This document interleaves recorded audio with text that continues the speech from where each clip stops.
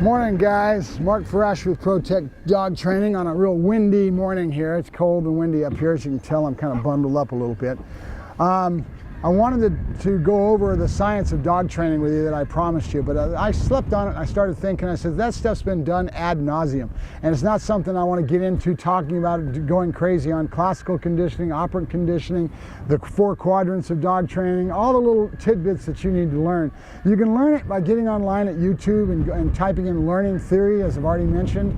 Start studying, taking into the intellectual side of you, but that's not the world I live in. I live in the emotional, the cognizant side that I am aware of and have a feeling, an intuitive feeling for the animal. I call that the gut feeling of dog training. You're going to be a lot better served by doing it the way that I feel that you should in respect to studying, learning it, taking it into the intellectual side. But when you go out training, rely on the fact that that's back there in your head and you've studied it and you understand a certain concept of it, but learn to live in the side of emotion and the side of being in tune with your animal and feeling it, okay? I call that the gut feeling of dog training. And when I work with a customer, I try to get them to a point where they start feeling it.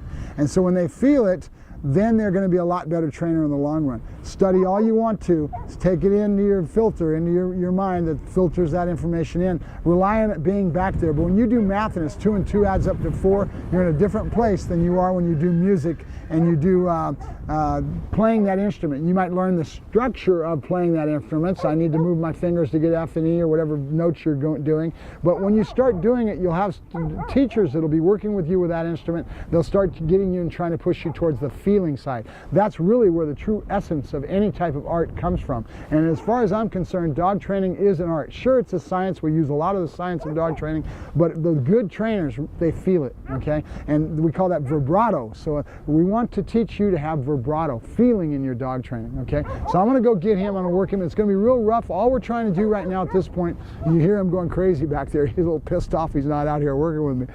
All we're trying to do at this point is get him imprinted with food, get him chasing, getting him have the same type of a feeling about food and chasing as he does toys, okay? It's not going to be the same.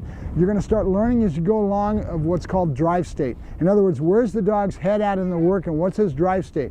As you go along and working your animal, you want to be learning to understand how to manipulate and be in control of drive state and be aware of drive state that may be getting in your way. We want to create a dog that has engagement, that's engaged with you and working with you. At the same time, we want to have a dog that's in a learning state of mind as much as possible.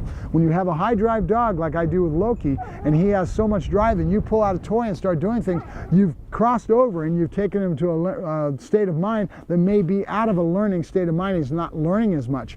Is it something that you want to do every now and then? I want to get to a dog that has drive because I can get him to remember things, and drive can be a spot where he'll really imprint a lot of things. So again, it's that art of knowing when to do these things. So right now we're working with food, we're working with click treat, basically marker training is what we call it. I usually always work with a clicker first, and I imprint this and I get this to be established in my tool bag with the animal. Once that's established, now I start to work onto a word, and I start saying yes, good, and no. Those are my markers, and we'll talk about more as we go along. But this tool that I have, this clicker, is always here to be able to pull out of my tool bag. And there may be times that I feel that I need to be working with this. Usually when he's learning something new and I want a dog in a clear state of mind that doesn't have anything else coming in as far as information coming into his little head that may affect his training, okay? So I'm going to go get Loki now. We'll start working with it. It's going to be a little rough, and all I'm going to try to do is stay centered on him and work him, so you're going to be able to watch me, all right?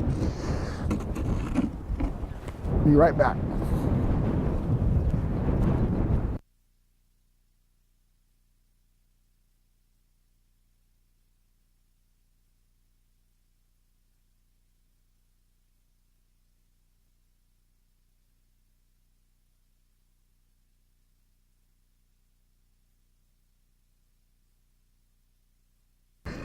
Come on, Loki, let's go. Good boy, he's ready. Is he ready? Good boy, good. All I'm trying to do right now, guys, is get flow and drive out of the animal to a point where he's ready to work. Good boy, yay. Yep, using all the things I've got built in. My little explosion release, look how much drive he's got for this morning. Good boy, Loki. Good boy, good. Yep. Good boy. So I'm going to want to keep it a little lower because then that drive state will end up getting in the way of that learning state of mind that I've talked about. Yep. Good. And we're going to start going into my turning rights and lefts and start getting into the pattern that I'm building on, right? It's all about pattern. Yep. Good boy. Things are done in clusters of 2s and 3s. Good. That's my boy. Yep. Good. That's our boy. Good. Loki. Hup. Good. That's my boy. Come on, Loki. Come on. Yeah, you go. Come on, Loki. Good boy. Good. Yep. Good boy. Good. And I failed in my job right now because I don't have a toy to be able to crescendo and throw. And I'm going to go get that now. Yep. Come on. Let's go. Let's go. Good boy. Good. Yay. Loki, Loki. Good boy, Loki. Good. And this is really what he wants, is to play. So we try to turn this whole working routines into a play, being cognizant and aware of drive state. Loki, hup. And if drive state gets in my way and he gets too squirrely, then I need to bring it down. And I may need to go to static and some other things, but right now we're just trying to imprint him on this clicker. Good. And you see me feeding again and again here? We call this loading the clicker, okay? Because that's where he's at a lot of times, is getting him to have that little condition in the back of his brain that the clicker means food's coming, right? So we'll load the clicker. Come on. Good boy. Yep. Good boy. Good. Are you ready? Ready? Are you? Are you ready? Ready? All right, let's go. Nope. Good. Good. There you go. Good boy. Good. Nope. Come on. Good boy. Good. All right, Loki. Hup. Hup. Yay. Yes. Good boy. Good boy. Good. Yeah. Good boy. And notice how short and sweet that was. Good boy. Good. Good boy. Oh, good boy, Loki. Good boy. And I've been trying to teach him something. I'm going to show you this. Good boy. Good. Good boy. Good. Yay. Good boy. Good boy. In regards to our toys, I want to teach the dog an out as we go along, and I want him to be able to have an attitude of what I call spitting dead. So what that means, come here, Loki. Come on, let's see his camera. Good boy. Is that as soon as this prey is here, there's prey here in this, because I'm keeping the prey alive. I'm moving it. There's animal, there's a beat in the heartbeat is what they call it, in the prey. So the dog wants to stay in it when I keep this hand going and tugging on it lightly, right? As soon as I let go, that prey's dead. Yes, good. So what I want to do is I want to teach him to drop one and come back up to the other. And it's more applicable to police dogs and working dogs of that stature, but it's still something that I feel is very important because this is going to go into my stimulation control, all kinds of little stuff. So I teach this real young. Yes, good.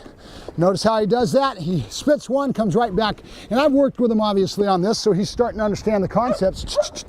Yes, good. And I like this. There are some negatives involved with it. You have to be aware, you have to have the skill to be able to understand what you're doing with this, okay? All right, that's about it for now, and I'll talk to you guys later. Mark Ferrasci with Protect Dog Training and Loki. Talk to you later. Bye-bye.